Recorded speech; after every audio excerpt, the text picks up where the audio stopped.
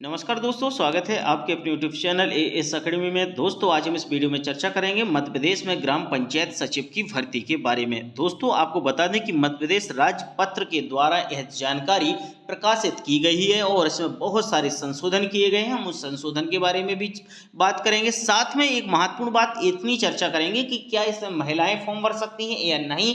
इसके साथ साथ इसमें क्या योग्यता जरूरत है उसके बारे में भी चर्चा करेंगे। इसमें किन लोगों को मतलब मध्य प्रदेश के मूल निवासी होना जरूरी है या नहीं है, इसके बारे में भी चर्चा करने वाले हैं। संशोधन का प्रारूप आप लोग यहां पर देख चुके हैं कि इसमें कौन कौन सा संशोधन हो रहा है, उसके बारे में जरा देख लेते हैं। सबसे पहले उक्त नियमों में नियम 5 में उपनियम 1 में खंड ग में उपखंड 4 के स्थान पर निम्नलिखित उपखंड स्थापित किए जाएं, अर्थात यानी जो परिवर्तित किए जाएं, जो परिवर्तन किए हैं वो देखें। सबसे पहले रिक्त पदों की पूर्ति की प्रक्रिया पूर्णतः ऑनलाइन की जाएगी। सबसे पहला संशोधन है।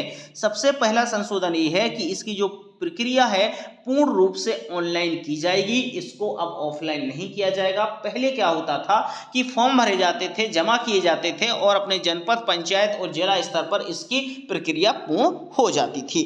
इसके बाद इसमें महत्वपूर्ण बात यह कि जिलेवार रिक्त पदों की जानकारी सहित विहित प्रारूप में जिलेवार विज्ञापन पीडीएफ फॉर्मेट में पोर्टल से डाउनलोड किए जाने हेतु उपलब्ध होगा।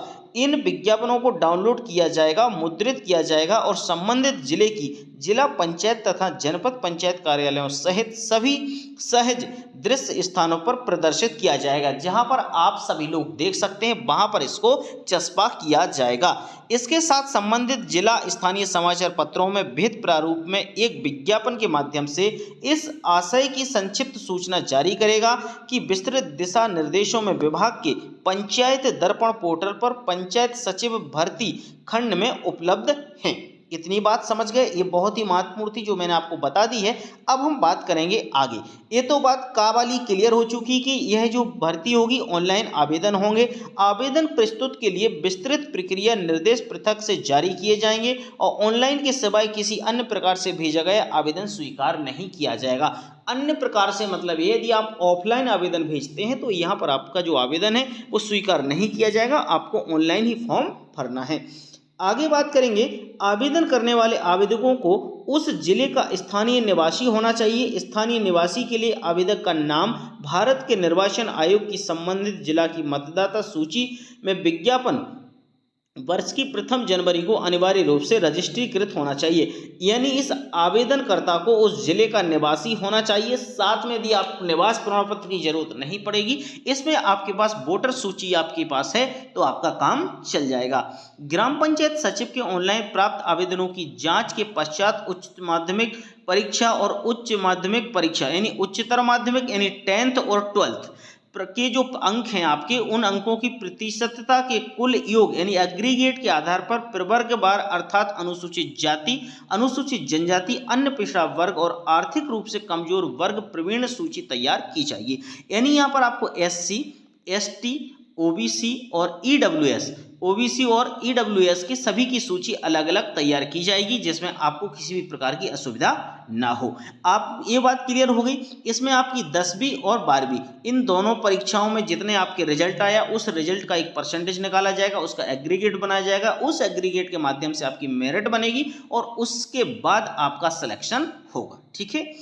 उच्चतर माध्यमिक परीक्षा और उच्च माध्यमिक परीक्षा में प्राप्त अंकों के आधार पर अंतिम प्रवीण सूची तैयार की जाएगी। इस प्रकार तैयार सूची को जिला पंचायत की सूचना पटल तथा विभाग की वेबसाइट पर प्रदर्शित किया जाएगा। यानी आपका जो जिला पंचायत का सूचना पटल है वहां पर भी आपकी जानकारी लगा दी जाएगी और आप इसको वेबसाइट पर भी देख सकते हैं, क्योंकि ये पूरा काम पारदर्शिता के साथ होगा। प्रकाशन की तारीख में 7 कार्य दिवसीय अवधि के भीतर आपत्तियां आमंत्रित की जाएंगी।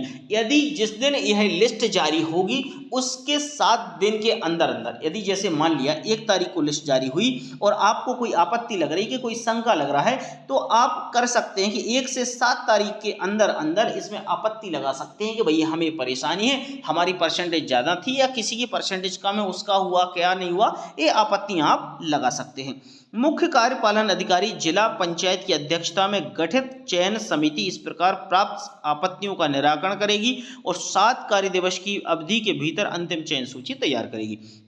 यदि आपको कोई परेशानी है और परेशानी पर आपने आपत्ति लगाई है तो 7 दिन के अंदर आपकी आपत्ति का समाधान मिलेगा और उसके बाद यह जो आपकी मेरिट बनेगी उसको पुनः प्रदर्शित किया जाएगा और वेबसाइट पर भी अपलोड किया जाएगा।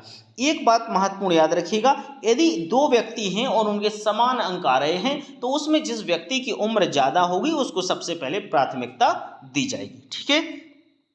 एक और अब है निवासी की बात करें तो किसी भी आवेदक को उसके मूल निवास अर्थात गृह पंचायत में नियुक्ति नहीं दी जाएगी। यानी जो व्यक्ति जिस पंचायत का है उसको उस पंचायत में नियुक्ति नहीं दी जाएगी, उसको दूसरी पंचायत में नियुक्ति दी जाएगी। मूल निवास के प्रमाण के रूप में आपको मतदाता सूची में नाम मान्य किया जाएगा। आप मतदाता सूची में नाम है तभी आपको एक्सेप्ट किया जाएगा। ठीक है।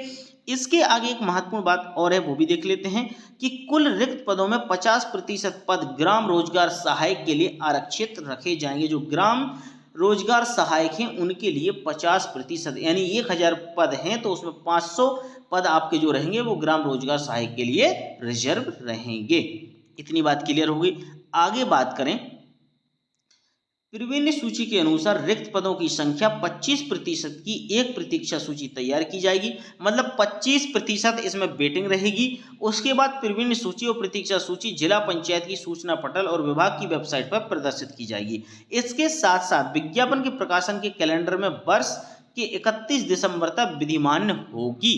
यानी 31 दिसंबर तक ये विधिमान्य होगी, वो सारी चीज़ें क्लियर होगी। और अब आपके मन में एक भी सवाल हो तो मुझे बताइएगा। और बात रही लड़कियों की, क्या लड़कियां इसमें अप्लाई कर सकती हैं, तो बिल्कुल इसमें उम्मीद है कि लड़कियां अप्लाई कर सकती हैं, क्योंकि इसमें महिला पुरुष का भी कोई ऐसा मेंशन नहीं किया गया है। लेकिन जो हमारी फाइनल नोटिफिकेशन आएगा उसमें बिल्कुल क्लियर मेंशन रहेगा कि महिलाएं और पुरुष किसको क्या ज़रूरत है और किस किस को इसमें अप्लाई करने का मौका मिलेगा। ठीक है। यदि आपके मन में अभी भी कोई प्रश्न है तो मुझे कमेंट कीजिएगा और जाते जाते चैनल को सब्सक्राइब कीजिएगा और वीडियो को लाइक शेयर जरूर कीजिएगा। Thank you.